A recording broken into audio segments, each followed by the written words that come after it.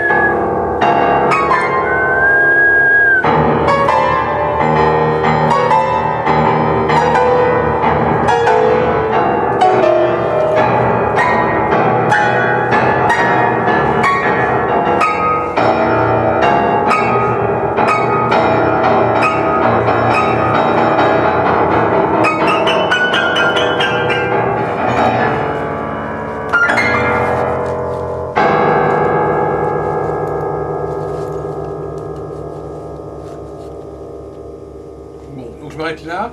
J'aimerais bien vos avis, vos impressions sur... alors, on va commencer par Madame Janson. Oui, ça j'aime bien. Vous aimez bien? Oui. Vous pouvez... qu'est-ce que vous avez aimé comme ça? Alors, ce que j'ai aimé, c'est là, ce que j'ai entendu, là, c'est que c'était un son rond, plutôt, avec différents... Alors, peut-être que je ne suis pas assez précise. C'est pas facile de parler de musique de toute façon. Hein. Non, non, c'est pas facile. Voilà, je parle de l'impression que j'ai des sons que j'ai entendus. Donc rond, ça veut dire que c'est pas trop dissonant, c'est pas trop... Voilà, il y a une bonne harmonie. Oui. Parce qu'il y a des passages de sons aigus au son grave, de sons qui sont rapides, rapides et émis à peu près au même moment, hein, ou avec juste un petit peu de simultanéité. Et bon, à dominante de son grave quand même, hein, plus tirant allant vers les basses. Et Bon, voilà, enfin pour l'instant c'est ce que je peux dire. Hein. Voilà, Lino. Non, sinon que bon, j'admire votre dextérité. D'autre part, il y a la présence assez surprenante de la coexistence entre les basses évidemment et les aigus. Et on a l'impression à certains moments que c'est une sorte de presque de marche militaire, de menace orageuse, comme d'une sorte de conflit ou de colère de la terre. Et puis d'autre part, on a l'impression qu'il y a quand même un petit oiseau qui chante et que bon, il faut garder l'espoir. C'est une impression toute personnelle, mais enfin, c'est une musique qui peut faire rêver, et c'est quand même très important dans la musique, je crois. Voilà, donc c'est vraiment très positif, très original aussi. Oui, mais c'est une musique dont l'écriture est déjà très ancienne, voyez-vous. Et donc c'est comme l'astrologie, c'est que l'astrologie aussi, c'est une écriture très ancienne. Bien sûr, l'astrologue, lui, il apporte de la vie à l'astrologie. Par sa parole, il apporte de la vie, comme l'interprète apporte de la vie au morceau de musique. Mais en fin de compte, quelque part, c'est pas la même chose qu'un savoir vraiment vivant. Par exemple, l'astrologue, il apporte de la vie, mais en même temps, son savoir, il ne le maîtrise pas lui-même. Il utilise un savoir qui est figé, qui est sclérosé, qui est perturbé, qui est frelaté, qui est corrompu. Et finalement, bon, tout ça, c'est sauvé, c'est transcendé par le fait qu'il y a une présence humaine qui est là, qui parle. Mais c'est pas la même chose que un savoir qui est vivant, comme par exemple le savoir scientifique est un savoir vivant, où il y a des choses qui viennent d'être trouvées, où les gens comprennent vraiment... parce que le problème de l'astrologie, c'est qu'effectivement, c'est un savoir dont les astrologues eux-mêmes n'ont plus la clé. Ils n'ont plus la clé. Donc à partir de ce moment-là, qu'est-ce que c'est un savoir dont on n'a plus la clé? C'est quand même pas un savoir très vivant. Donc, quelqu'un, par exemple, qui joue une pièce, il ne sait pas comment cette pièce a été composée, il ne sait pas quelle est la dynamique de la pièce, enfin, il la réinvente. Mais enfin, de toute façon, ça, je crois que vous ne pouvez pas comprendre exactement ce que je suis en train de dire, parce qu'effectivement... Parce que c'est comme l'autre jour, j'ai dit avec une dame on était dans un club de poésie, je lui dis, mais ces poèmes, bon, vous lisez un poème, très bien, vous récitez un poème qui a été écrit il y a X temps, elle dit, ah oui, mais vous comprenez, en le lisant, j'apporte quelque chose. C'est comme quelqu'un qui vous dirait, oui, bon, je vais prendre une page de Nietzsche, et puis je vais vous la lire. Bon, très bien. Bon, et après, donc, de toute façon, c'est pas son œuvre à lui. C'est le grand problème, Madame Boudinot, c'est que de toute façon, la personne s'approprie une œuvre dont elle n'est pas l'auteur. Je pense, moi, qu'elle ne se l'approprie pas forcément, mais elle peut aussi essayer de la mettre en valeur. Par exemple, à une certaine époque, à la Comédie Française, une pièce jouée par certains excellents acteurs était mise en valeur et faisait comprendre même à des gens qui étaient relativement ignorants, qui n'avaient pas étudié la langue française classique, etc. Eh bien, par leur jeu même, ils arrivaient, ces acteurs, à restituer, à ressusciter quand même le message, en quelque sorte, de l'auteur, sa pensée, et ce qu'il voulait faire comprendre. Moi, je crois qu'il y a quand même un double jeu dans l'histoire. Et il y a interaction. L'acteur n'invente pas la pièce, bon, mais il peut mettre en valeur quand même ce qu'a dit l'auteur dramatique. Oui, oui, on peut dire ça. Mais malgré tout, il a une position... on ne peut pas mettre sur le même pied un compositeur et un interprète qui va jouer l'œuvre de quelqu'un d'autre. Oui.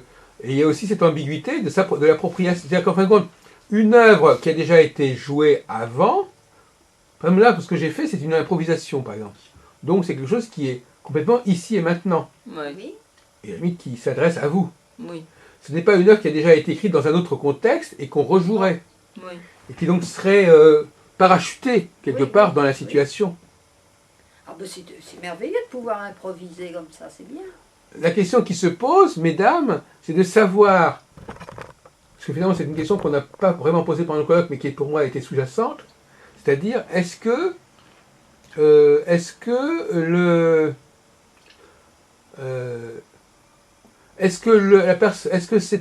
c'est indifférent, par exemple, pour une personne d'écouter une musique qui est réchauffée en quelque sorte, ou d'écouter une musique qui est vivante, qui est vraiment vivante, c'est-à-dire qui est née ici devant, en même temps que là sur le moment, voyez-vous? Est-ce que psychiquement, au niveau des énergies, au niveau des vibrations, ce sont les mêmes vibrations, au fond, c'est ça. Moi, j'aurais préféré évidemment entendre Mozart improviser que d'entendre sa musique telle qu'elle est transmise, mais je m'en contente. Mais il y a quand même quelque chose qui passe. Oui, mais vous auriez préféré, mais est-ce que véritablement, d'abord, premièrement, je vous donne un exemple.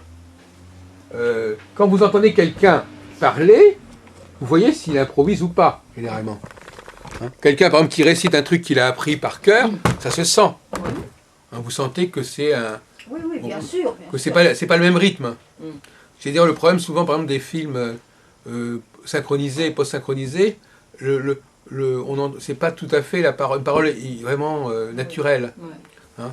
Quand on a un film doublé, c'est pas vraiment tout à fait ça. Et c'est pénible. C'est souvent vous avez la télévision. La télévision, tous ces feuilletons américains, ils sont doublés. Oui. Donc quelque part, quelque part, il y a un malaise.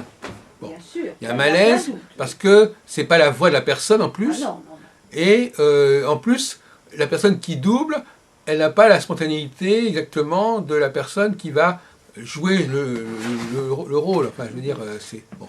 Mais j'ai l'impression que finalement, c'est pas facile de faire la différence entre un produit de premier ordre, de première qualité, de première fraîcheur, et un produit qui est déjà un petit peu vieux et puis qu'on repeint un petit peu en mettant des nouvelles couleurs pour que ça donne l'impression d'être moderne en quelque sorte. L'original est toujours préférable, mais on est bien obligé de se contenter quelquefois de ce Non, mais je crois que si le public était plus exigeant, ça ne se produirait pas. Oui, Si le public disait nous on veut des choses saines, on veut des choses pures, on veut des choses vivantes, eh bien regardez par exemple quand on va à un concert, pour un orchestre par exemple, bon. Moi, par exemple, je me demande, j'essaye de me mettre à la place d'un enfant. Un enfant qui assiste à un concert, à votre avis, qu'est-ce qu'il voit? Qu'est-ce qu'il croit voir? Il croit surtout entendre, je crois, mais il voit l'orchestre, la fausse orchestre. Alors il voit l'orchestre, mais est-ce qu'il sait, est-ce qu'il va pas imaginer que l'orchestre est en train de jouer, c'est-à-dire d'improviser? Oh ben... C'est à son entourage de l'informer. Non mais justement, non mais je veux dire que, non mais justement, si on lui explique, ah oui tu sais, mon petit, en réalité ils sont pas du tout en train d'improviser, chacun a sa partition et puis tout est bien quadrillé. Ça se voit d'ailleurs. Oui, mais enfin bon, il pourrait ne pas faire attention. Oui. Et moi je pense que quelque part, il pourrait croire que comme des gens comme ça, par exemple, nous on est en train de discuter, on n'a pas des textes qui sont écrits. Bon, on pourrait imaginer que qu'est-ce qui empêche les gens qui font de la musique d'improviser collectivement, par exemple? Ça se fait peut-être, je ne sais pas. Ça se fait un peu dans le jazz, mais pourquoi est-ce que les gens n'ont pas... Alors que la musique, normalement, ça poserait moins de problèmes a priori que la parole, de s'entendre. Bon, qu'est-ce qui empêche les gens d'improviser ensemble quelque chose, hein? Mais il y a un manque de talent aussi, il faut beaucoup de talent pour improviser ensemble. Alors, improviser d'abord, et puis improviser ensemble, ça pose encore plus de problèmes, je pense, non? C'est de pouvoir réécouter la musique. Si une musique a plu... Si on l'enregistre, elle peut toujours être réécoutée. Oui. Et là, il vaut mieux... D'ailleurs, entre parenthèses, je signale que s'il y a des partitions, c'est qu'à l'époque, il n'y avait pas d'enregistrement. Donc normalement, si on a eu des enregistrements, on pourrait écouter la musique telle qu'elle a été jouée par Mozart. Oui. Mais pour les rejouer ensuite, il y a la contrainte de la partition et des notes. Et non seulement ça, mais il y a aussi le fait que la musique n'est pas en train d'être produite. Elle n'est pas en train de naître. Elle est déjà du réchauffé, qui a déjà il y a déjà, c'est un deuxième niveau. Ouais. C'est-à-dire qu'elle n'est pas née en ce moment-là. Mhm. Elle n'est pas née en ce moment-là. Donc elle est née ailleurs, dans une autre circonstance, dans un autre contexte. Ouais. Et même, effectivement, même une musique enregistrée, c'est le même problème. Elle a été jouée à un autre moment. Mhm. Mais autrefois, au XIXe siècle, on allait assister à des improvisations. Mhm. Des gens comme Mozart, Chopin, Saint-Saëns jouaient comme on fait aujourd'hui à l'orgue, par exemple. L'orgue, c'est le seul instrument où l'improvisation se soit maintenue, si vous voulez. Mhm. C'est normal d'aller écouter de l'orgue improvisé. Mais c'est pas normal d'aller écouter du piano improvisé, par exemple. Ça ne se fait pas. Mais pour l'orgue, il y a une tolérance. Vous allez dans une église, on vous dit on va vous improviser quelque chose, alors c'est le seul instrument qui a le droit d'improviser. Ah bon? Ben oui. C'est le seul domaine où on entend parler d'improvisation.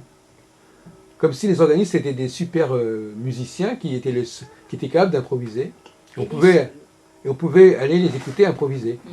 Mais maintenant, on vous dirait, on va faire un concert d'improvisation musicale. Il n'y a pas tellement de demande pour ça.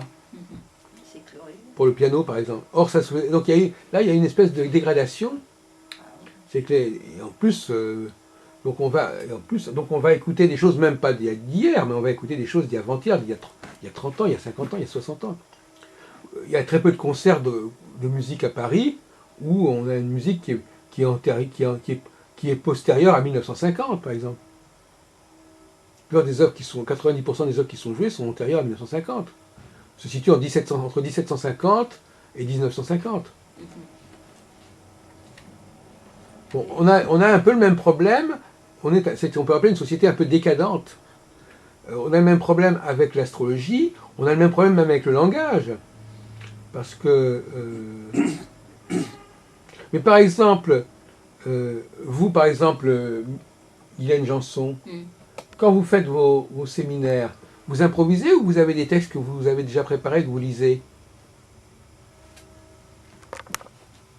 Les deux. D'abord, il faut une bonne préparation, une très bonne préparation de ce qu'on va dire. Ah bon, donc déjà c'est quelque chose, Très ça. bonne recherche. Ah oui, Pour justement n'avoir pas besoin de regarder les notes. oui. Oui. Mais malgré tout, donc je dis pas que c'est du par cœur, en tout cas, effectivement, c'est quand même, vous savez de quoi vous allez parler. Ouais. Oui. C'est une redite, mais c'est pas du Ça peut par être cœur. aussi une redite, dans quel sens? Il vous arrive de redire plusieurs fois les mêmes choses, dans différents cadres, à différentes périodes de l'année, ou dans différents groupes, ou d'une année sur l'autre? Oui, mais c'est une redite, mais c'est deux choses qui sont présentes, c'est pas des choses qui sont intégrées, moi je dirais. C'est ça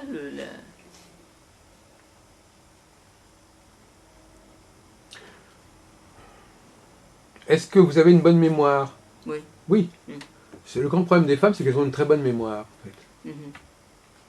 Elles ont une très bonne mémoire, et souvent, la mémoire va à l'encontre de la créativité.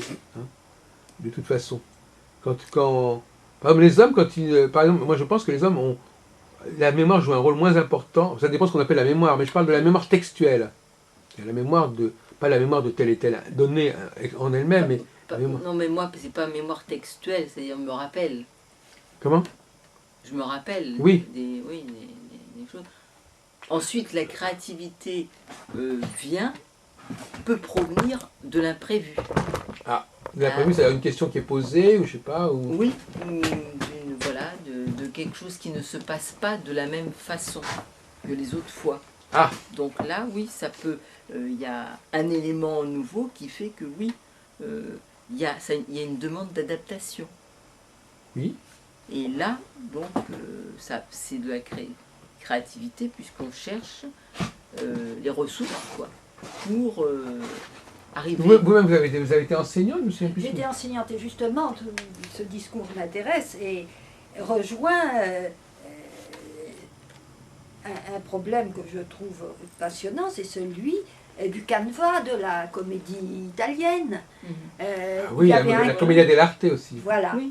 Alors, il y avait un canevas, bon, on savait à peu près où on allait, mais les acteurs improvisaient et c'était jamais exactement le même texte Oui, oui. à chaque représentation. Bien sûr, c'est bien connu, là. Et oui, Ben Oui, voilà, c'est bien connu. c'est ça. Mais je pense que c'est bien pour concilier les deux points de vue. C'était à la fois structuré quand même, parce qu'il faut un minimum de structure, et d'autre part, bon, il y avait place pour l'inventivité. Ben Et puis, bon, pour les circonstances du jour, de la soirée, pour les acteurs, pour aussi les circonstances de l'actualité. Et il y avait des allusions à l'actualité aussi, bien sûr. Mais on cite souvent la comédie comme l'exemple même de cette improvisation. Mais ça n'a pas... Ça reste quand même un phénomène exceptionnel, quelque part. Exceptionnel. Alors, après, bon, au XVIIIe siècle, ça s'est un peu figé. Il y a eu Goldoni, qui Oui. est le Molière italien. Donc Bon, Goldoni, à votre avis, il a mis fin à la commedia dell'arte. c'est-à-dire qu'il a fixé un peu les règles. Et puis, Il s'est inspiré de la commedia dell'arte, ah Goldoni. oui, oui, oui, beaucoup, beaucoup. C'est comme s'il avait adapté ou... C'est la continuation, disons. C'est la Je ne continuation. comprends pas très bien, excusez-moi, parce que ça m'intéresse. En quoi comment on est passé de la commedia dell'arte à Goldoni? Ben, il y a des, Vous voulez dire que Goldoni reprend des structures Oui, qui oui. ont été déjà Oui, c'est ça. mises en place par la... Oui, oui, oui, il s'en est beaucoup inspiré. Ah d'accord, c'est intéressant ça. Il s'en est beaucoup inspiré. Et donc, c'est le Molière italien, comme on dit, il était Oui. très psychologue. Et ces divertissements, évidemment, font référence à un passé, mais ce passé n'est pas forcément mort. Et il vit, survit, comme nous sommes des produits du passé. Bon. Et aussi, on est projeté dans l'avenir. C'est pour ça que justement, pour revenir à notre discussion tout à l'heure, c'est vrai que nous avons un langage qui est très ancien, mais il ne faut quand même pas exagérer. C'est-à-dire qu'il faut quand même ne pas uniquement se fier à ce que ce langage peut nous apporter. Il faut lui apporter du sens, il faut lui apporter de la cohérence. Et cette cohérence, elle n'est pas donnée dans ce langage, elle n'est pas forcément donnée. Alors justement, bon, il faut éviter l'écueil du formalisme. Et aussi, il y a le fait que, à toutes les époques, il y a eu ce qu'on a appelé la langue verte, qui essayait de redonner un sang nouveau, une sève nouvelle aux mots, avec des acceptions un peu particulières quelquefois, mais la langue verte, c'était parce que les mots s'étaient dévitalisés. Bon, évidemment, quand on dit on est étonné, bon, bah, on est étonné, C'est pas le on est tonnerre, un peu oui. surpris, c'est pas le tonnerre, voilà. Il y a Oui, une dégradation, un affadissement de tout avec le temps. non, ce que je veux dire, vous connaissez la différence entre signifiant et signifié, Oui. Guylaine Janson. Bon. Nous sommes passés d'une civilisation du signifiant à une civilisation du signifié. C'est-à-dire qu'effectivement, le signifiant n'est plus la référence. C'est-à-dire qu'en fin de compte, c'est la tradition orale qui l'emporte. Parce que qu'est-ce que c'est que le signifiant? Quand vous avez un mot, vous ne savez pas ce que ce mot veut dire. Si on ne vous l'a pas dit. Le mot ne vous dit pas de lui-même ce qu'il veut dire. Non, mais on passe du simple au multiple, on passe à la quantité, au quantitatif. Mais en revanche, si vous avez des mots qui se ressemblent, vous pouvez penser qu'ils sont quelque chose de commun au niveau du sens. Donc déjà, les mots eux-mêmes auraient tendance à nous proposer déjà des ensembles de significations. Mais, en fait, sous l'influence de l'anglais, on finit par ne plus s'intéresser aux mots, mais à ce qu'on a dit sur les mots. Bon. Et à ce moment-là, c'est une sauce qui se rajoute. C'est-à-dire que tout ce qui est au niveau des mots, on ne cherche pas de cohérence, on ne cherche pas à trouver une structure de la langue qui soit cohérente, mais on rajoute par-dessus, on vous dit, ce mot-là veut dire ceci, ce mot-là veut dire cela, etc. Et c'est un peu ce qui se passe en astrologie. En astrologie, on vous dit, moi le zodiaque, je ne sais pas ce que ça veut dire, les signes zodiacaux, je ne sais pas pourquoi ils sont dans cet ordre-là, mais je vais vous proposer une lecture où, et alors on plaque par-dessus un discours qui n'a pas grand-chose à voir avec le document en question, mais qui se greffe dessus. Et donc là, on a une autre problématique, c'est-à-dire que tout à l'heure on parlait de ce qui est mort et ce qu'on rend vivant, et aussi on peut parler aussi de ce qui est immangeable et qu'on rend mangeable. en mettant une sauce du avec produit. des Voilà, épices. c'est ça, voilà. Ouais. Donc effectivement, il y a toujours cette idée de récupérer des choses qui sont soit complètement figées, sclérosées, immangeables, Mhm. et par le signifier, on le rend mangeable. Mhm. Hein? Mais est-ce qu'on peut continuer à fonctionner comme ça? Est-ce qu'on peut continuer à rajouter des doses, des couches de commentaires sur des produits qui en eux-mêmes sont même pas... on ne s'intéresse même pas aux produits. Et des gens, par exemple, ils mettent de la ketchup ou de la mayonnaise sur n'importe quoi. Et ce qui est important, c'est qu'ils mangent quelque chose avec de la mayonnaise ou de la ketchup. Et le produit lui-même ne les intéresse pas. Et d'ailleurs, ils ne le connaissent pas et ils ne veulent pas le connaître. Mhm. C'est-à-dire que c'est ce qu'on appelle une fuite en avant. Donc, effectivement, il y a deux catégories de personnes. Quand quelque chose est mauvais, qu'est-ce qu'on fait?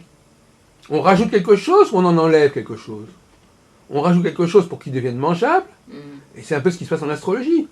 L'astrologue va ajouter quelque chose à l'astrologie, son discours à lui, sa personnalité, il va rajouter quelque chose qui fera que l'astrologie passera. Mais en fin de compte, il ne rend pas service à l'astrologie puisqu'il ne l'aide pas à se ressourcer, à se restructurer. Il rajoute quelque chose par-dessus. Bon, eh bien, c'est une stratégie de rajout qu'on retrouve dans beaucoup de domaines. Je l'appelle l'astrologie du signifié. Le signifié, c'est quand on vous dit ne tenez pas compte de ce qui est l'objet en question, retenez compte de ce qu'on vous dit sur l'objet. Alors, est-ce que vous avez, vous qui n'avez pas tellement suivi notre discussion, Guylaine, est-ce que vous avez le sentiment qu'en astrologie, il y a un problème de cohérence, de compréhension du savoir astrologique chez les astrologues? Est-ce que vous avez le sentiment, Guylaine, que les astrologues ne comprennent pas ou ne comprennent plus leur propre discipline? C'est vous qui disiez cela, là. Moi aussi, j'ai un problème de sommeil, d'ailleurs, comme ça. Je vous avais demandé tout à l'heure pourquoi vous nous aviez dit ça, vous ne m'avez pas répondu. Par rapport au... Pourquoi vous nous disiez que, quelque part, c'était un savoir qui s'était dégradé? Vous ne connaissez pas l'astrologie, comment pouvez-vous savoir que c'est un savoir qui s'est dégradé? Mais c'est ce qui apparaît au colloque. Ah, quels sont les éléments au colloque qui vous ont donné ce sentiment? C'est ce que toi tu dis. Ah oui, d'accord, mais tu n'es pas obligé de... Ah oui, d'accord. Ah, tu répétais ce que je... Ah oui, tu faisais l'écho de ce que j'avais dit. Oui, en plus clair, quoi. Ah d'accord, je comprends, oui, d'accord. Oui, oui, merci de ce petit coup de main, ce coup de pouce, effectivement. Moi, je croyais que tu avais tes propres sources. Non. Effectivement, c'est uniquement me renvoie à ce truc-là. Mais pour revenir à la question des femmes et des hommes, est-ce que vous, puisque je voudrais quand même que vous terminiez un peu là-dessus, je ne sais pas si vous avez beaucoup de temps. Est-ce que quels sont, enfin je ne sais pas, c'est un sujet qui est devenu apparemment un peu tabou, hein. On a vu à quel point il y a des blocages, des inhibitions pour parler de ce sujet. Bon, est-ce que les uns et les autres, vous pensez que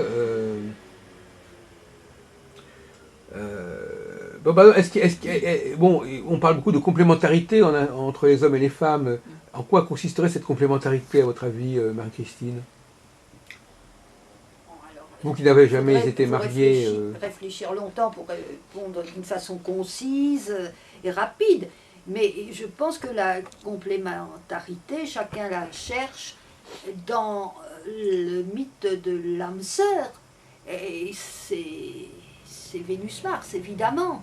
C'est le Soleil et la Lune qui en sont les symboles. Mais vous croyez sérieusement que les femmes savent ce que c'est qu'un homme, et savent comment il fonctionne, et savent ce qu'il peut leur apporter? Ben, je pense que si elles sont vraiment femmes, elles ont la sensibilité nécessaire pour le comprendre. Ben, on retombe encore chez Jung, c'est l'animus et l'anima, la femme. Mais votre traduction est un peu empirique, c'est-à-dire de dire, voilà, c'est comme si vous disiez, bon, quelque part, on ne sait pas comment ça se passe, mais ça se passe. Oui, déjà, il faut en faire le constat. Non, mais je veux dire que vous avez vu cette façon de parler comme ça, sans qu'on sache de quoi on parle, c'est un peu le problème. Vous nous dites, oh ben finalement, écoutez, voilà, je sais pas exactement comment ça se passe, je sais pas qu'est-ce qui vient compléter quoi, mais ça se complète. Ah, Mais mais je les- peux réfléchir à la question. Mais non, mais il faudrait quand même qu'on ait quelque chose. Là, vous nous dites, ah ben, de toute façon, on voit bien le résultat, les gens, voilà. Mais quand on demande à une femme exactement, à part le fait qu'il est plus que, il y a une copine qui disait, ah ben lui, il est plus, il porte des valises plus lourdes. Ah déjà c'est dans le signifié. On est dans le signifié là. Mais il faut remonter au signifiant. Et pour remonter au signifiant, il faut remonter au symbolique et puis à la philosophie, à Platon et à la théorie des âmes sœurs, des androgynes, etc. Il y a un manque, l'amour est né de péniale indigence, je crois. Hein. Ah Et oui. puis, c'est un manque qui est ressenti, et donc il y a le besoin de trouver une complémentarité. Si on a le sentiment d'un manque, c'est que déjà on prend conscience qu'il peut y avoir autre chose pour assouvir. Mais on ne ou sait pas on ne compléter sait pas ce que c'est. C'est ça que vous voulez dire. On ne sait pas ce que c'est. Ben, c'est Et quelque on ne chose sait qu'on pas n'a ce que pas en soi, on ne- par soi-même, Oui. tout seul. Donc on ne sait pas ce que Tout seul. c'est. On ne peut pas. Personne ne nous a dit à quoi ça ressemblait. Alors, si, quand même. Bah écoutez, je sais pas, à vous entendre, on ne sait pas ce que c'est, ça doit exister, quand on l'a trouvé, on sait ce que c'est, on sait que c'est ça, mais on ne sait pas à l'avance ce que c'est. Enfin, bon, je ne sais pas. On C'est- a, oui, c'est le assez- vague sentiment. C'est assez obscur, hein. Je dois reconnaître, Ah, c'est vraiment- obscur, mais bien sûr, Ah oui, mais comme c'est les obscur. sentiments humains qui sont tout à fait Non, mais vous obscurs. pourriez quand même nous dire, surtout qu'on en a parlé cet après-midi, vous pourriez quand même essayer de nous dire qu'est-ce qu'un homme peut apporter à une femme. Eh ben, tout le côté yang, disons, pour... Oui, mais employer qu'est-ce que des c'est que le termes- côté yang? On en revient au même Eh problème. ben, ou le côté martien, c'est-à-dire tout ce qui est action, tout ce qui est entreprise. Oui, mais vous savez très bien que ça n'est pas accepté, ça, aujourd'hui. Accepté par qui? Par les féministes. Oui. Eh ben oui, ben, elles Non, mais je veux sont- dire que c'est pas vraiment. On s'aperçoit que c'est pas vraiment là que le problème. Parce que vous comprenez, à utiliser des mauvaises formulations, après vous me dites, ce sont des fausses distinctions. Voyez-vous. Il faut faire très attention à ce qu'on dit dans ce domaine-là, parce que dès qu'on commence à donner des fausses distinctions, on vous dit, mais ça tient pas debout ce que vous dites, parce que ça correspond pas à la réalité. Donc il faudrait essayer quand même d'affiner. Parce Mais moi, je parce que veux bien, c'est seulement caricaturé. quelques mots Moi, j'essaie pour- justement de formuler de la façon. Est-ce qu'on ne puisse pas me dire c'est complètement faux, etc. Mais si vous commencez, on sait très bien qu'il y a des femmes d'action, on sait très bien qu'il y a des femmes qui font un certain nombre de choses, et c'est pas ça et c'est pas ça du tout le problème de la différence entre l'homme et la femme. Mais non, mais parce que ces femmes d'action sont mal dans leur peau et justement veulent s'approprier les non, mais je côtés crois que martiens. personne ne pourra accepter. Moi-même qui cherche à distinguer les hommes et les femmes, on ne pourra jamais accepter un truc pareil. Eh ben, On c'est peut pas comme ça que ça accepter. se passe. Non, mais je veux dire, on peut pas accepter le mot action. Les hommes n'ont pas monopolisé le mot action quand C'est même. quand même plutôt eux qui étaient militaires, qui maniaient l'épée, sont Oui. plus agressifs d'une façon générale. Maintenant, les rapports peuvent être inversés. Il y a des hommes qui sont moutons de panurge. Et puis Donc des vous femmes croyez que ce d'action, qu'ils disent. des Non, mais Jeanne vous d'Arc. croyez sérieusement. Enfin, moi je crois que ça va pas, ça. Vous croyez sérieusement que la différence entre les hommes et les femmes, c'est que les hommes sont actifs, les femmes sont moins actives, ou elles sont passives, etc. On est une sorte de problématique.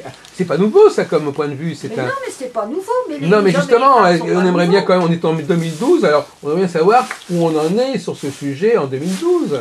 Mais- Parce que là, franchement, on a l'impression d'être reparti 100 ans en arrière, là, Même avec des plus discours de ce longtemps genre. avant, il y avait eu des hommes et des femmes depuis beaucoup plus longtemps, je crois. Et chacun a montré ses qualités. Chacun dans son domaine peut montrer son excellence. Mais c'est préférable. Mais non, mais on est bien d'accord. Mais encore faut-il. D'ailleurs, vraiment, vous n'avez pas écouté ce qu'on a dit cet après-midi. Non, mais j'ai Ça, vous n'avez pas. Non, parce que vous n'en. forcément convaincu. Non, mais vous l'avez pas utilisé. Je veux dire, vous revenez à des. Ça, ce que vous nous dites maintenant, vous l'auriez dit il y a 8 jours, Oui, il y a mais ça 15 n'a jours. pas changé. Voilà, il y a c'est plus ça. longtemps, il y Donc a vous des n'avez pas millénaires, c'était pas comme ça. capté ça vous a pas. C'est ça le problème aussi, c'est que normalement quand vous allez dans une réunion où on parle de certains sujets, il faudrait que ça puisse éventuellement faire évoluer votre discours. Non, mais ça fait réfléchir, mais ça ne veut pas dire qu'on se laisse influencer. Mais on peut toujours récupérer des choses, des informations. Qu'est-ce que c'est à manger? Ça c'est pour vous? C'est des poires. Vous voulez une poire? Oui, oui, parce qu'on n'a pas oublié, on n'a pas eu le temps d'acheter des trucs. Allez, 3 poires là. Donnez des poires à Non, nos merci amis. beaucoup, j'ai pas faim. Merci Tu beaucoup. veux une poire? Moi je veux bien une poire, oui. Tiens, tu t'en prends une. Voilà. Et rap, il veut une rap quoi aussi. Non, merci pas, non. Voilà. Mais Bon, oui, mais on moi, en revient à quoi? On en revient à cette idée de... On a essayé de travailler sur les signaux forts, les signaux faibles, etc., le commencement et la fin, et vous nous ramenez à une histoire d'action, où les hommes seraient plus actifs. c'est une des caractéristiques traditionnelles, mais moi je ne pense pas que ce soit erroné. On peut penser autrement. Bien sûr, je dis, il y a des Jeanne d'Arc et puis il y a des Béni Oui chez les hommes, bon, et des Jeanne d'Arc chez les femmes. Bon, ça c'est Il y a possible. de ça aussi, en plus. Mais c'est pas leur caractéristique en tant qu'hommes et que femmes qu'elles démontent. C'est parce qu'en elles ont un petit peu, d'ailleurs, dans tous les horoscopes, même si vous les contestez, il y a toutes les planètes, il y a Vénus et Mars. Les hommes ont Vénus dans leur horoscope, et puis les femmes ont Mars aussi dans leur horoscope, mais ils se manifestent, ces planètes se manifestent de façon différente. Et puis chacun décide de les valoriser d'une façon ou d'une autre, ou subit la valorisation. Ah oui, vous n'êtes pas convaincu? Non, non, mais vous dites, d'une part, vous différenciez les hommes par rapport à la réaction, d'autre part, vous nous dites qu'en astrologie, Oui. les gens ont les mêmes planètes ou les mêmes signes, je sais pas quoi. Ben, il y a une prédominance. D'abord, il y a quand même l'importance de l'enveloppe physique, bon, qui conditionne l'individu. Et c'est pourquoi certains ne sont pas très à leur aise dans leur peau de femme ou dans leur peau d'homme. Et d'ailleurs, justement, il y a eu un débat, moi je n'ai pas bien suivi, mais je crois que c'est chez les anglo-saxons, au sujet du genre. Et on veut démontrer que, bon, bah, y a des femmes qui sont plus masculines que féminines, des femmes par leur enveloppe physique, c'est tout. Et puis, inversement, pour les hommes. Bon, et qu'il n'y a pas de distinction propre à faire. Alors, ça fait tout un débat, je crois, et on veut ôter même des manuels scolaires de seconde ces distinctions qui en font l'écho, parce que c'est scandaleux pour certains, mais comme je vous ai dit, chez les Chinois, qui n'ont pas d'or pour tout, on distingue les hommes hommes, les hommes femmes, les femmes hommes, les femmes femmes. Et puis, à mon avis, c'est une distinction encore tout à fait trop générale, parce qu'il faut affiner selon l'individu. Il y a toutes sortes de combinaisons possibles. Mais ça, je sais bien que... Là, on n'est plus du tout dans la philosophie, là, on est dans le...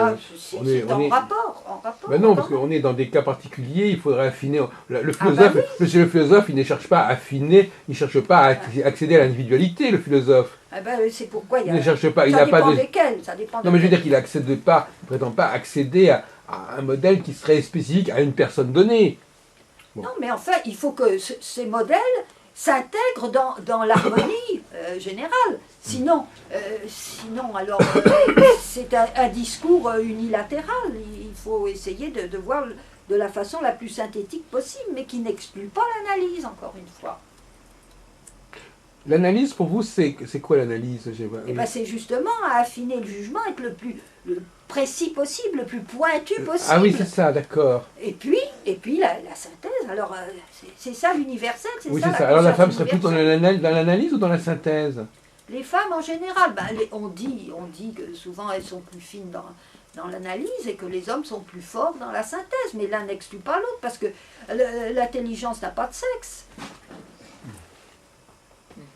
L'intelligence, j'entends la compréhension, mais qu'est-ce que c'est que l'intelligence? C'est justement savoir relier, tous les résultats de l'analyse universelle, si possible. C'est ça l'intelligence universelle. Il n'y a peut-être pas une seule forme d'intelligence, justement. On a parlé d'un... Il y a cette moi je préfère le mot compréhension. Il y a quand même des fameux signes. Il y a des signaux forts, il y a des gens qui captent mieux certains types de signaux que d'autres. Oui, mais bien sûr, seulement ça n'empêche pas les gens d'essayer de s'améliorer, de comprendre et d'accéder le plus près possible à l'intelligence universelle. Bon, c'est un rêve, bien sûr, l'homme n'est pas Dieu, mais même les animaux comprennent beaucoup de choses Oui. qui nous échappent. Bon, ben, parce qu'ils ont une certaine sensibilité, une certaine finesse, et ils savent enregistrer, non pas uniquement par l'instinct qui serait répétitif, etc. Devant des situations nouvelles, ils savent trouver des solutions. Bon, alors il y a une question d'analyse, et puis il y a aussi une question de synthèse qu'on doit arriver à faire. Mais enfin, je ne sais pas, si vous vouliez préparer quelqu'un à vivre avec un homme, qu'est-ce que vous lui diriez? Une femme qui... Ben, de faire son horoscope d'abord.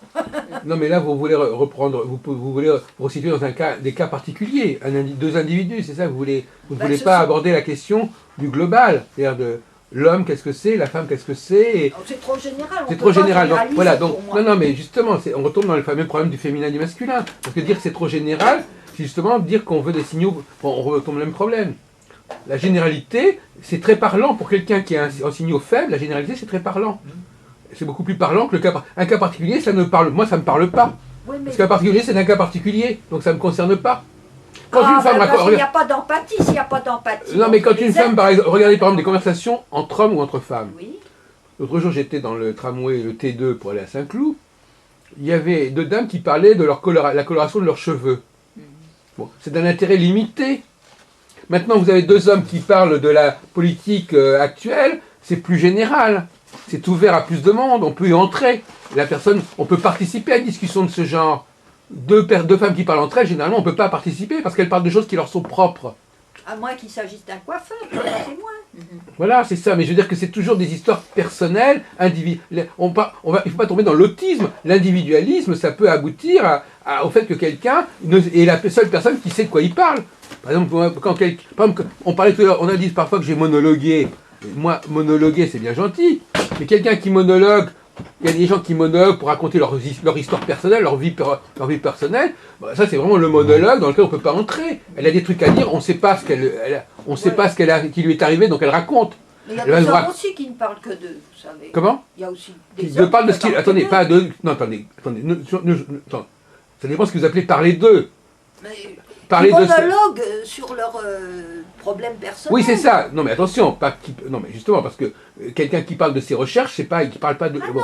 Non, mais je parle pas de recherche. Vous dites, oui. Vous parlez des femmes. Eh bien, qui il y a parlent de leurs très, problèmes personnels, justement, il y a des hommes qui parlent aussi de leurs petits problèmes. Actuellement, il y a un processus de ce genre-là, mais globalement, quand les hommes ont un instinct qui les amène à parler de choses beaucoup plus générales que les femmes.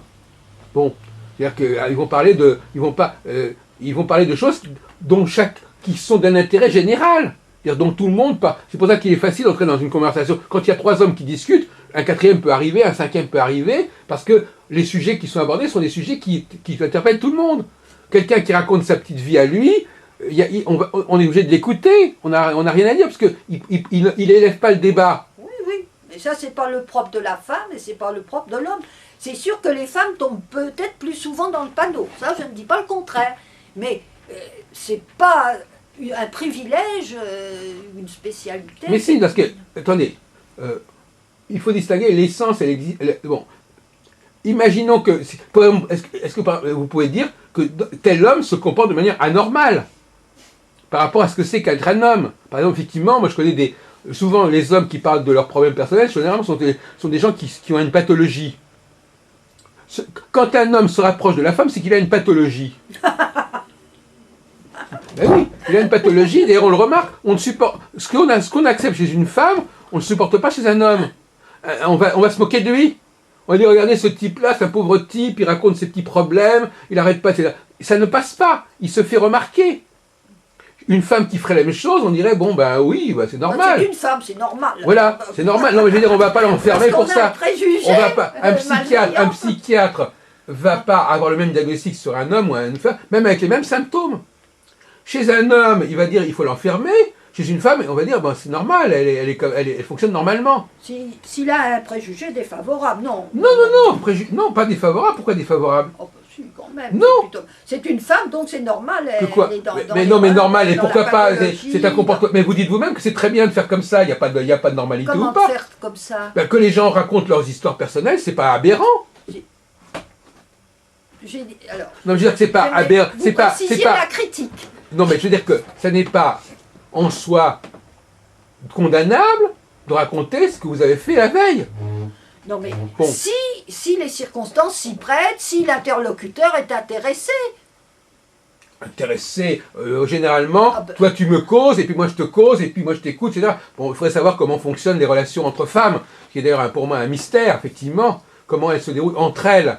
Alors visiblement, est-ce qu'elles s'écoutent véritablement, ou est-ce que chacune parle à tour de rôle? Bon, enfin, il faudrait se poser la question, parce qu'effectivement, le discours des uns et des autres est tellement personnel, que bon, alors moi je te raconte mon truc, il m'est arrivé ceci, il m'est arrivé cela, bon, voilà, et puis l'autre va dire la même chose. Bon, est-ce qu'elles communiquent véritablement entre elles, ou est-ce que tout simplement, chacune laisse l'autre parler, l'autre laisse s'épancher, et finalement, il n'y a pas de vraie communication. On peut se poser la question. Alors que des hommes, et dans ce cas-là, de toute façon, il ne s'agit pas de convaincre l'autre. Hein, chacun raconte son truc, il témoigne, on est dans le témoignage. Bon. Les hommes ne sont pas dans le témoignage. Quand on dit à quelqu'un, d'ailleurs, simplement le mot raconter déjà, c'est un mot qui est typiquement féminin, raconter. Les hommes n'y racontent pas. Les hommes ne racontent pas. Les hommes ne sont pas là pour raconter. Bon, et parfois ils le font parce qu'ils le font pour communiquer avec les femmes. Par exemple, quand un homme rencontre une femme dans quelque chose, bon, quelque part, la femme, elle va souvent lui demander « Mais qu'est-ce que vous faites? D'où vous venez? D'où vous sortez? Qu'est-ce que vous avez fait ?» etc. Bon, il va le faire parce qu'elle lui a demandé, mais c'est pas instinctivement ce qui l'intéresse. Mais il y a des romanciers quand même qui ont écrit même des romans autobiographiques. Oui. Ben, ils racontent. Eh ben oui, c'est ça, il s'exerce. Ce sont des hommes, oui, mais il rentre dans un schéma qui n'est pas celui de l'homme, justement. Ils n'écrivent pas, pas. Non, et c'est un schéma. Non, mais on fait tous un effort pour communiquer avec l'autre. Bon, effectivement, on peut s'amuser à faire des choses, mais ça n'est pas. D'ailleurs, il y a des très grandes romancières. Un des rares domaines où les femmes sont brillantes, c'est le roman, hein, on le sait très bien. Ce n'est ni la musique, ni la peinture, ni la philosophie, c'est le roman. Notamment les grandes romancières américaines, par exemple. Bon, effectivement. Parce que le roman, d'abord, alors moi je suis très hostile au roman d'une manière générale, parce que le roman, quand vous rentrez dans un roman, par exemple, c'est l'essai du pauvre, les romans. Parce que, finalement, par exemple, des gens qui n'ont aucune culture peuvent lire des romans. Puisqu'on leur donne des codes, ils n'ont rien à savoir. Il y a des gens qui lisent beaucoup. C'est 100 fois plus facile de lire un roman que de lire Le Monde ou François. Les gens qui n'ont aucune culture, ils lisent un roman, on leur donne tous les codes. Monsieur Untel, Monsieur Schmitt rencontre Madame Machin, etc. Donc il apprend, il se met dans la tête le nom des personnages. Voilà, on lui donne tous les éléments. Les gens rêvent de ces structures où on a tout. On a tout, tout est là. Le langage, on a tout. Le roman, on a tout. L'astrologie, on a tout. Et on n'a pas besoin d'aller chercher ailleurs, etc. On ne vous demande pas de savoir qui est Napoléon, ou qui est Louis XIV, ou qui est Richelieu, etc. Non. On vous donne tous les éléments, à moins que ce soit un roman historique. Mais de manière générale, moi je sais que j'ai beaucoup de mal à lire des romans. Je lis souvent des romans américains, mais il faut se mettre dans la tête le nom de de celui-ci, de celui-là. Ils inventent 30 ou 40 noms propres qu'il faut se mémoriser pour comprendre le roman. Des noms propres qui n'ont aucune utilité, qui ne servent à rien, qui ne servent que dans ce roman. Mais là au moins, la personne qui ne connaît rien, qui n'a aucune culture générale, qui n'a rien à l'histoire, il peut fonctionner avec le roman. Donc le roman, c'est un peu une sorte de... Ça s'adresse, d'ailleurs, c'est une littérature c'est une sous-culture, le roman. Hein. C'est une culture au rabais. C'est une culture au rabais, le roman, au départ. Parce que ce qu'il faut bien comprendre, Madame Boudinot, c'est que nous sommes envahis par des cultures au rabais. Ah, tout à fait. À tous les niveaux. Bouffe au rabais, culture au rabais, enfin tout est au rabais, et c'est monté en grade. Oui. C'est monté en grade, mais au départ c'est du rabais. Par exemple, le couscous, c'est de la nourriture au rabais, par exemple. C'est-à-dire qu'au lieu les gens n'ont pas l'argent pour acheter un steak, ou acheter des fruits frais, alors ils vont acheter des fruits secs, et puis ils vont acheter des boulettes, ou ils vont acheter du couscous, des pâtes, tout ça c'est du rabais. Donc effectivement, le roman, il y a eu des lettres de noblesse, mais en fin de compte, au départ, c'est au rabais, c'est-à-dire que c'est pour des gens qui ne peuvent pas suivre les chroniques politiques, sociales, etc. Et donc finalement, Donc ils cherchent une évasion aussi. Mais le fait de se raconter, c'est un mot que je trouve typique. Alors là, raconter, moi par exemple, un homme qui vient de me dire « je vais te raconter ce qui m'est arrivé », moi déjà ça me fait problème, voyez-vous. Je pense que quelque part, je veux dire, il est déjà plus ou moins malade quand il parle comme ça. Mais si c'est un ami, vous ne vous intéressez pas à vos amis, à savoir Mais les ce qui amis, se ils passe voient pour eux. mais vous croyez que les amis hommes, ils passent leur temps à raconter leur vie? Non, pas passer leur temps, mais... Non. mais Un ami homme, c'est quelqu'un avec qui je peux avoir justement une discussion intéressante. Oui, C'est pas d'accord, mais quelqu'un ça qui ne va, exclut à qui je pas. vais raconter. Mais non, non, mais là, vous êtes en train de découvrir quelque chose. Je vous- Ce n'est pas interdit quand, par exemple, il y a eu un événement important dans la vie d'un ami. Je sais pas moi. Alors, disons, oui, bon, déjà, vous avez introduit un bémol. Vous dites important. Tout le monde, il n'y a pas toujours des éléments importants. Quand les femmes racontent, elles n'ont pas forcément raconté des choses importantes. C'est ça la différence. Ça, c'est tout mélangé. Non, mais ce n'est pas parce que les hommes préfèrent des discussions intellectuelles qu'ils ne peuvent jamais échanger quelquefois quelques propos concernant leur vie propre. Quand on s'intéresse à quelqu'un, quand on a vraiment de la sympathie pour quelqu'un, ben, on essaie de le comprendre et puis on partage, par définition, c'est un peu ses sentiments. Donc, on a envie quand même de communiquer aussi à ce Bon, là, niveau-là, effectivement, vous touchez à la fameuse question de tout à l'heure sur les signaux forts et les signaux faibles. Souvent, les hommes, justement, ont un déficit à ce niveau-là. Parfois, ils n'aiment pas raconter ce qui leur arrive. Oui, Ils ne disent pas clairement les choses. Ils sont plus allusifs.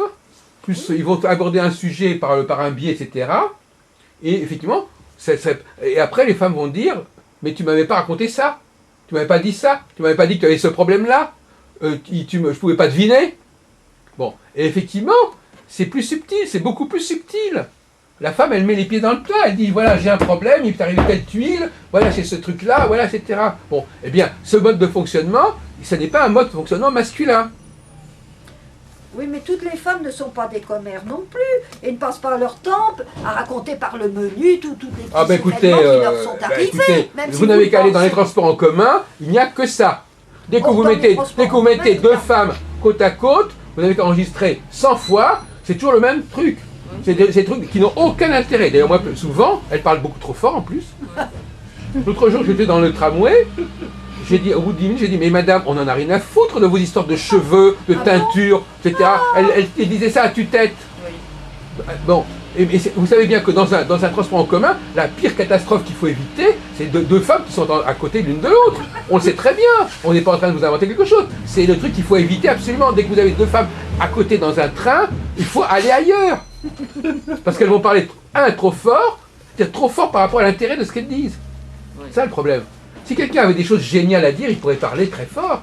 Mais là, le niveau de parole, le niveau de décibels, n'est pas proportionnel à l'intérêt de ce qu'elles ont à dire. Bon, non mais je trouve que c'est important qu'on ait dans ces discussions entre hommes et femmes, bien que M. Renaud ne dise pas grand-chose, mais enfin je crois qu'il est assez d'accord avec moi.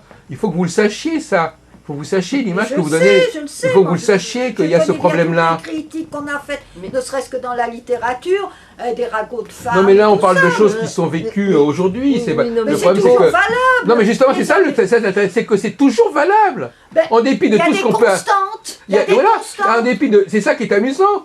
On s'aperçoit, nous qui avons déjà une soixantaine d'années, etc., on s'aperçoit que les femmes n'ont pas bougé dans leur mode de fonctionnement depuis 50 ans.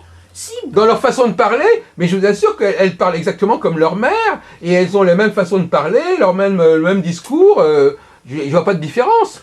voilà, mais ça n'avait rien de personnel. Et en même temps, parce que tout est ambivalent quand même, c'était personnel, ça me touchait parce que j'étais convaincue, j'étais sincère, et c'était des Mais sujets souvent que les j'étais hommes, inventée. ils sont très malins, les hommes souvent, ils adorent faire parler la femme en lui posant des questions où elle va se raconter. Oui. Mais c'est leur stratégie de drague, ça. C'est-à-dire qu'en fin de compte, ils vont poser des questions qu'ils n'oseraient pas poser à un homme. Parce que ils normalement, savent quand bien. les hommes se rencontrent, ils n'ont pas... On va chauffer. Non, chopez pas, ça va. Quand les hommes se rencontrent, donc moi je sais par exemple que je sais qu'effectivement il y a deux stratégies. Soit effectivement on branche la bonne femme en lui disant voilà qu'est-ce que vous faites Bien dans la sûr. vie, qu'est-ce que vous êtes On va arrivé, avoir l'air de combien vous avez de s'intéresser frères à et elle. sœurs. Bon, Oui, ça voilà. c'est le genre de truc qu'on fait pour les femmes ça. Oui, Hein, oui, c'est oui, pour bah, les c'est femmes. pas Et forcément finalement sincère, elles se racontent. Alors elles se racontent parce que ça leur paraît normal qu'on leur pose ce genre de questions.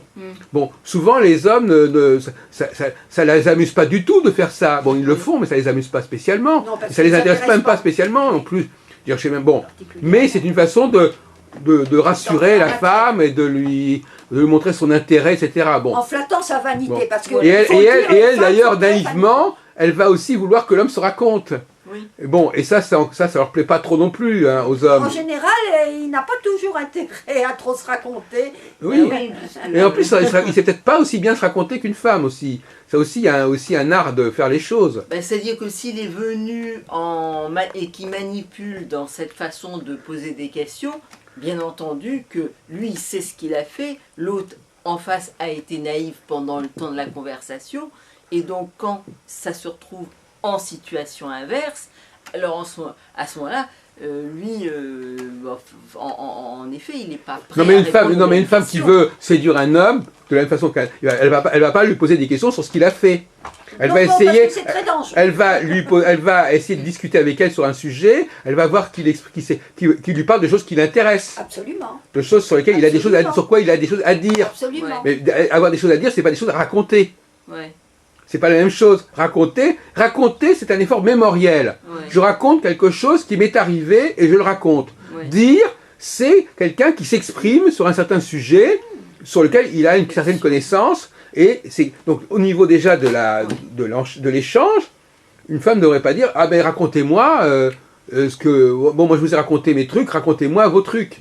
Non, il faut qu'elle arrive à élaborer et puis aussi il faut qu'elle Ouais. bon soit elle le fait parler, elle le laisse parler, Ouais. soit elle lui pose des questions par rapport à ce qu'il a dit et elle fait preuve d'un minimum d'écoute.